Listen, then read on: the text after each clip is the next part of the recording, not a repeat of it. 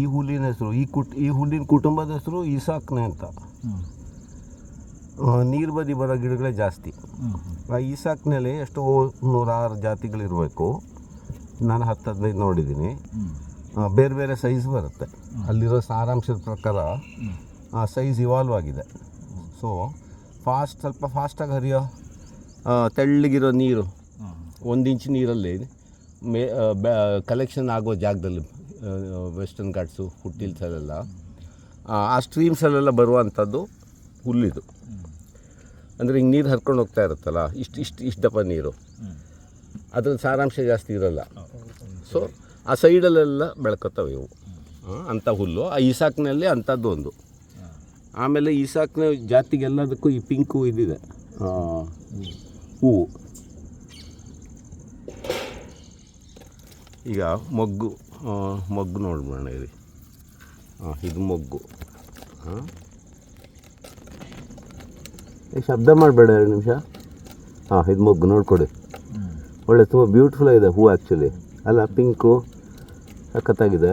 ಆಮೇಲೆ ಲೈಟ್ ಕೂದಲಿರುತ್ತೆ ಎಲೆ ಮೇಲೆಲ್ಲ. 1 ಇಂಚು 2 ಇಂಚು ಗಿಡ ಹೈಟು. ಹಿಂಗೆ ಸೈಡಲ್ಲಿ ಹಿಂಗೆ ಹಬ್ಬುತ್ತೆ. ಇದರಲ್ಲಿ ನೋಡಿ, ಈಗ ಒಂದು 2 ಇಂಚ್ ನೀರಿದೆ, ಚೆನ್ನಾಗೇ ಬಂದಿದೆ.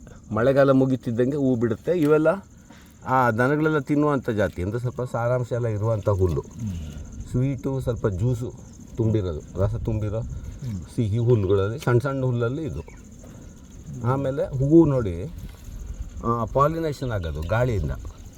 ಅದು ಅಲ್ಗಾಡುತ್ತಲ್ಲ ಇದು ಪಟ ಅಂತ, ಅದು ಶೇಕಾದಾಗ ಏನಾಗುತ್ತೆ, ಆ ಪೋಲನ್ನು ಆ ಕಡೆ ಈ ಕಡೆ ಹರಡುತ್ತೆ.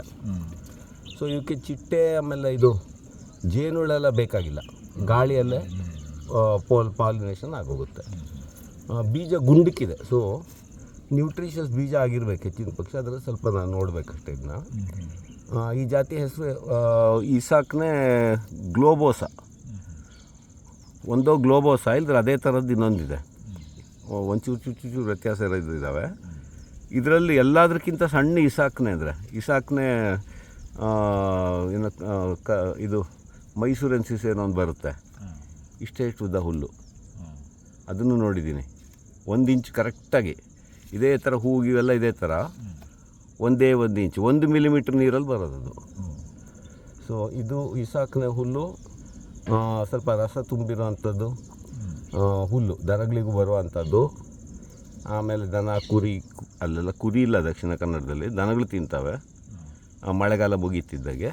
ಆಮೇಲೆ ತಿಳಿ ನೀರು, ಒಳ್ಳೆ ಪ್ಯೂರ್ ವಾಟ್ರ್ ಇರುವಂಥಲ್ಲಿ ಹರಿಯುವಂಥ ಸ್ಟ್ರೀಮಲ್ಲಿ ಇಷ್ಟಿಷ್ಟು ಆಳ ಇರುವಂಥಲ್ಲಿ ಸೈಡಲ್ಲಿ ಬರುತ್ತೆ. ಫಾಸ್ಟಾಗಿ ಹರಿಯಲ್ಲಿ ಬರೋದಿಲ್ಲ ಅದಷ್ಟು. ಆಮೇಲೆ ಸೀಸ್ನಲ್ ಹರಿಯೋದು ಅಂಥ ನೀರುಗಳೆಲ್ಲ ಮಳೆಗಾಲ ಮುಗೀತಿದ್ದಂಗೆ 1 ತಿಂಗಳು 2 ತಿಂಗಳು ಬಂದ್ಬಿಟ್ಟು ಒಣಗೋಗುತ್ತೆ, ಬತ್ತೋಗುತ್ತೆ. ಅಂಥ ಜಾಗದಲ್ಲಿ ಮಳೆಗಾಲ ಮುಗೀತಿದ್ದಂಗೆ ಹೂವಾಗ್ಬಿಟ್ಟು, ಈಗ ಮಳೆಗಾಲ ಅಲ್ಲೆಲ್ಲ ಕಮ್ಮಿ ಆಗ್ತಾ ಬಂತೀಗ. ಸೊ ಬಂಚ್ ಹೂ ಬಿಟ್ಬಿಟ್ಟು ಬೀಜ ಮಾಡಿಬಿಟ್ಟು ಉದುರಿಸ್ಬಿಟ್ಟು ತೇವಾಂಶ ಕಮ್ಮಿ ಇದ್ದರೆ ಸತ್ತೋಗುತ್ತೆ. ಆ ಬೀಜ ಅಲ್ಲೇ ಬಿದ್ದಿರುತ್ತಲ್ಲ, ಬರೋ ವರ್ಷ ಮಳೆಗಾಲಕ್ಕೆ ಪುನಃ ಉಟ್ಕೊಳ್ಳುತ್ತೆ. ಸೊ ಅದ್ರ ಸೈಕಲ್ ಹಾಗೆ. ಅದ್ರ ಸ್ಟೆಮ್ಮು ನೋಡಿ ಸ್ವಲ್ಪ ಪಿಂಕು, ಸ್ವಲ್ಪ ಪಿಂಕ್ ಕಲರ್ ಸ್ಟೆಮ್ ಇದೆ. ಆಮೇಲೆ ಒಂದು ಈ ಥರ ಇದರಲ್ಲೆಲ್ಲ ನೀರಲ್ಲಿ ಟಬ್ಬಲ್ಲಿ ಎಲ್ಲ ವಾಟ್ರ್ ಇದರಲ್ಲಿ ಬೆಳ್ಕೊಬೋದು.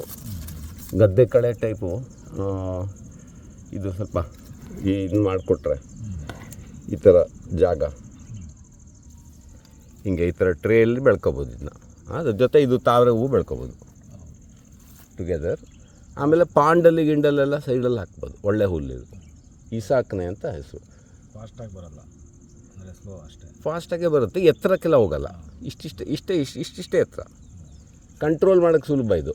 ರಾಕ್ಷಸದ ಥರ ಬೆಳೆಯೋ ಈಸಾಕ್ನೆ ಅಲ್ಲ, ಅಂಥದ್ದು ಇದೆ ಇಷ್ಟು ಗದ್ದೆಗಳಲ್ಲೆಲ್ಲ, ಮಲೆನಾಡು ಗದ್ದೆಗಳಲ್ಲೆಲ್ಲ ಬರ್ತವೆ. ಇದು ಆ ಕುಟುಂಬದಲ್ಲಿ ಸ್ವಲ್ಪ ಸ್ಮಾಲ್ ಮೆಂಬರ್ ಇದು ಈಸಾಕ್ನೆಯಲ್ಲಿ.